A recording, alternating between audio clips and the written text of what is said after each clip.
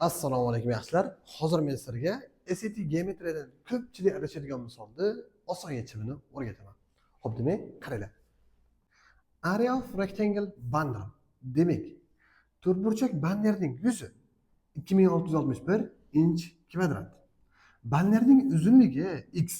Demak, banner bor ekan. Mana bunday shaklda va uni uzunligi x ekan. Endi aytyapti. Is 24 inch longer than its width. Mana shu yerda ko'pchilik adashadi, qaranglar. Uni enidan 24 inch uzun.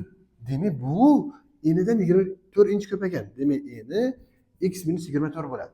Nimaga? Eni bundan 24 inch kam bo'ladi. Xo'p, endi aytyapti.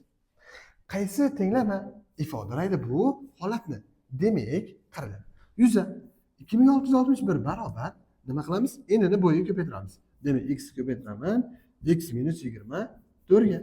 Ana, endi men qarz ochib olaman va 2661 teng, demak x kvadrat minus 24 x va uni nariga olib borsam 0 tenglik x kvadrat minus 24 x minus 2661 degan javob chiqadi.